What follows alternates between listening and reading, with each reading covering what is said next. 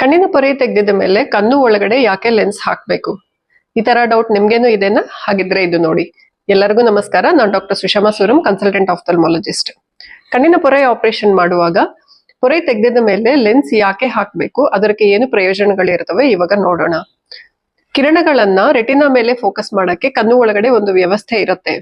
ಇದರಲ್ಲಿ ಎರಡು important structures ಏನಂದ್ರೆ, ಒಂದು ಕಾರ್ನಿಯಾ, ಎರಡನೇದು ಲೆನ್ಸ್. ಕಾರ್ನಿಯಾಕ್ಕೆ ಒಂದು 40 to 45 ಡಯಾಪ್ಟರ್ಸ್ ಪವರ್ ಇರುತ್ತೆ. ಲೆನ್ಸ್ಗೆ ಒಂದು 15 to 20 ಡಯಾಪ್ಟರ್ಸ್ ಪವರ್ ಇರುತ್ತೆ. ಕಾರ್ನಿಯಾ ಯೂಶುವಲ್ ಆಗಿ ಲೈಫ್ ಟೈಮ್ ಅಲ್ಲಿ ಜಾಸ್ತಿ ಚೇಂಜ್ ಆಗಲ್ಲ. ಲೆನ್ಸ್ ಬಂದು 40 ವರ್ಷ ಮೇಲೆ ನಿಧಾನವಾಗಿ ರಿಫ್ರಾಕ್ಷನ್ ಪವರ್ ಕಡಿಮೆ ಆಗ್ತಾ ಆಗ್ತಾ ಪೊರೆ ಬರುತ್ತೆ ಈ ತರ. ಇದಕ್ಕೆ ನಾವು ಪೊರೆ ಆಪರೇಷನ್ ಮಾಡಿಬಿಟ್ಟು ಈ ಪೊರೆನ ತೆಗೆಬಿಟ್ಟು ಲೆನ್ಸ್ ಹಾಕ್ತಿವಿ.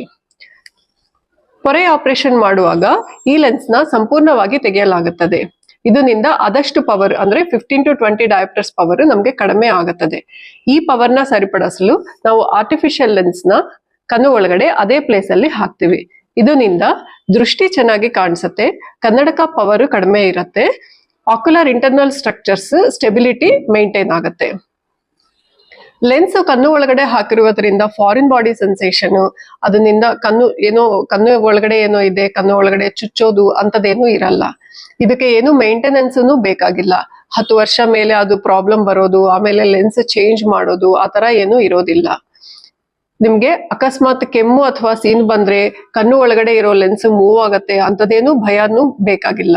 ಕಣ್ಣು ಒಳಗಡೆ ಈ ಪ್ಲೇಸ್ ಅಲ್ಲಿ ಲೆನ್ಸ್ ಹಾಗೆ ಸ್ಟೇಬಲ್ ಆಗಿ ಇರ್ತದೆ.